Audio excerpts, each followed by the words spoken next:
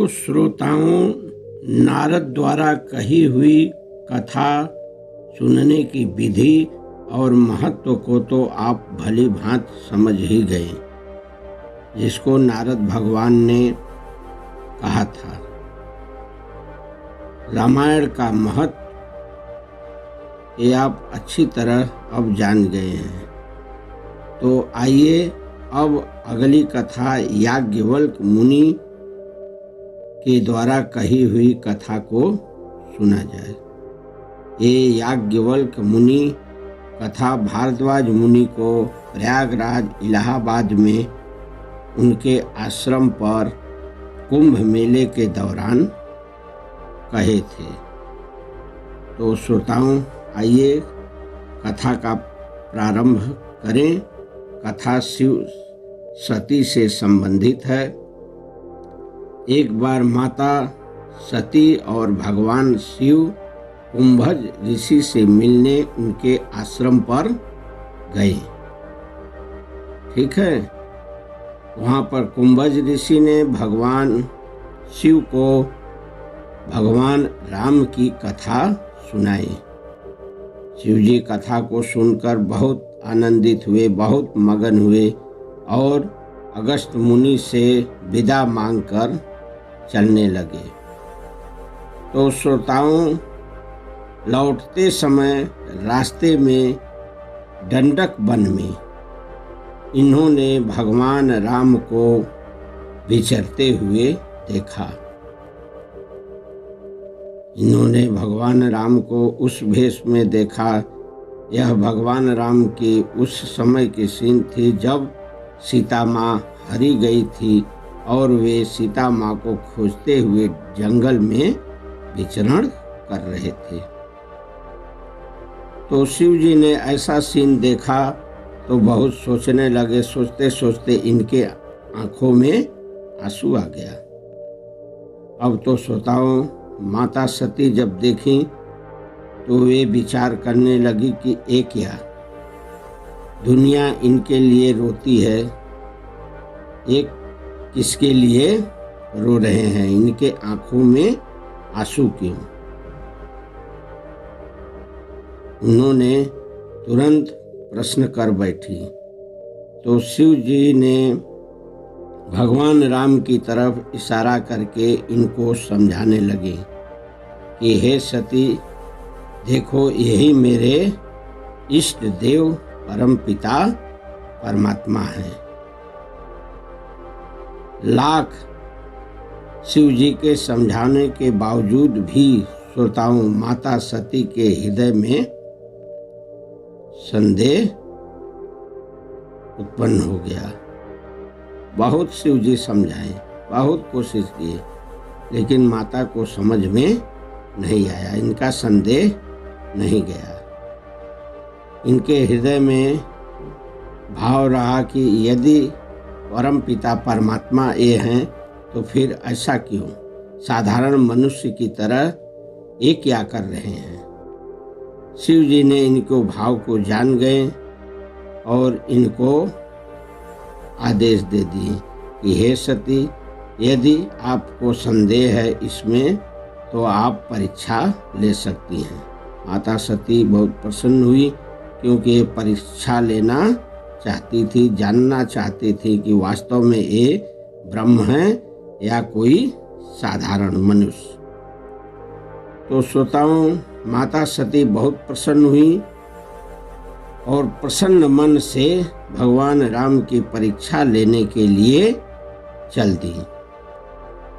और तो और श्रोताओं, जिस रास्ते से भगवान राम आ रहे थे उसी रास्ते पर ये सीता का रूप धर के, ध्यान देना श्रोताओं, सीता का रूप धर के झाड़ में छिप गई। इन्होंने सोचा सीता का रूप धरें और झाड़ में छिपे, देख रहे हैं सीते सीते करके ये चिल्ला रहे हैं, ये यदि साधारण हो गए तो हमें पकड़ने आएंगे और मैं गायब हो जाऊंगा, पता चल जाएगा कि वास्तव में ब्रह्म है या और कोई साधारण मनुष्य है।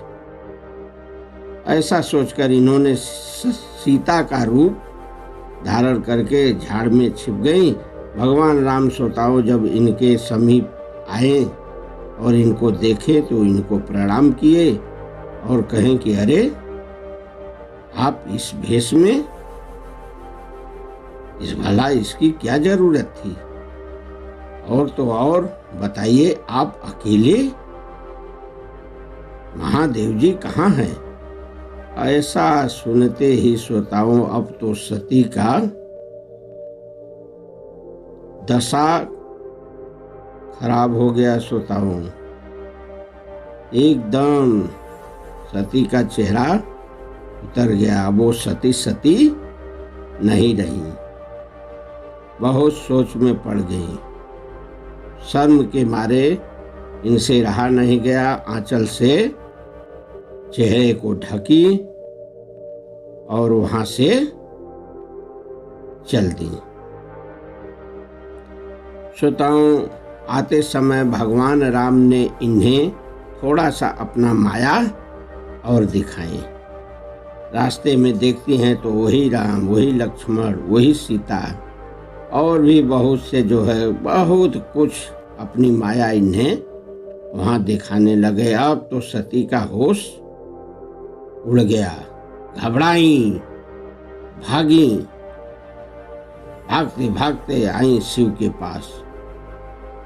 शिव जी देखे, बहुत प्रसन्न हुए, पूछने लगे क्या हुआ, परीक्षा ले ली? कैसे परीक्षा ली? तो श्रोताओं यहाँ पर सती ने शिव जी से झूठ बोली। शिव जी कहें कौन सी परीक्षा ली? इन्होंने झूठ बोली। झूठ क्या बोली? कहीं मैंने कोई परीक्षा नहीं ली, मैं आपकी तरह वहाँ केवल गई थी और प्रणाम करके चली आई। मैं मान गई, आपकी बातों को मान गई, मैं मान गई कि वास्तव में वो ब्रह्म है, इसलिए परीक्षा कोई वहाँ पर नहीं ली, मैं चली आई। शिव जी कहें ठीक है, लेकिन श्रोताओं जब शिव जी योग से देखें तो सती का सारा फिगर शिव जी के सामने आने लगा। शिव जी घबरा गए, अरे ये क्या, सती, वो भी सीता के रूप में, सीता का भेष, वाह ओह अनर्थ। ऐसा करके श्रोताओं शिव जी ने उसी समय संकल्प ले लिए कि अब तो इस शरीर से भेंट ही न हो। यदि ये सीता बन गई तो फिर अब सती शरीर से हमारा भेंट न हो। ऐसा संकल्प लेके श्रोताओं शिव जी हिमालय पर चलेंगे और श्रोताओं वहाँ बैठ गए तप में। फिर तो श्रोताओं लग गई तप की झड़ी। अरे श्रोताओं कहते हैं वहाँ इन्होंने 84,000 वर्ष तक तप करते रहे। 1-2 वर्ष नहीं श्रोताओं, 84,000 वर्ष तक तप करते रहे। अब तो सती की हालत खराब हो गई, इंतजार करते करते जो है 84,000 के बाद प्रभु जागे तो सती बैठी उनके पास। एक बार शिव सती हिमालय पर बैठे हुए थे, बहुत से विमान इनके ऊपर से गुजर रहा था। सनासन विमान की झड़ियां जा रही थी। सती देखकर घबरा गई हैं, इतना विमान हम लोग के ऊपर से। पूछने लगी, वो बताइए इसका क्या कारण है? तो श्रोताओं शिव जी ने कहा, आपको नहीं मालूम, आपके पिता दक्ष यज्ञ कर रहे हैं, यज्ञ में सब लोग जा रहे हैं, तुम्हारी सभी बहनें वहां जा रही हैं, लेकिन हमारे बैर के कारण तुम्हें न्योता नहीं दिए हैं। अब तो श्रोताओं सती बहुत अकुला गई। कुछ भी हो, माता हैं, पिता हैं, यदि आप आज्ञा देते तो मैं चली जाती, आज्ञा देते तो मैं चली जाती। ऐसा करके जो है उनके भाव में हृदय में भाव उत्पन्न होने लगा। शिव जी जान गए कि ये अंकुर रुकने वाला नहीं है। बहुत कहें हे सती, यद्यपि मित्र, प्रभु, पिता, गुरु, इन चारों के यहाँ अगर ये निमंत्रण भी न दें तब भी जाना चाहिए। याद रखना श्रोताओं, मित्र, भगवान, पिता और गुरु, ये चार ऐसे लोग हैं, ये अगर निमंत्रण न भी दें तब भी इनके यहाँ कार्य प्रयोजन में हट करके जाना चाहिए जबरदस्ती। लेकिन यदि इनमें से कोई शत्रुता का भाव रखता हो तो वहाँ कदाप नहीं जाना चाहिए, ऐसा शिव जी सती को समझाएं। लेकिन श्रोताओं, सती को समझ में नहीं आया। शिव जी जब समझा दिए थे, कह दिए थे कि ऐसा अगर शत्रु का भाव है इन लोगों के अंदर में, इनमें से किसी के अगर ऐसा शत्रु का भाव रखते हैं तो उनके यहाँ नहीं जाना चाहिए। अगर कोई जाता है तो वहाँ जो है हित नहीं होगा उसका।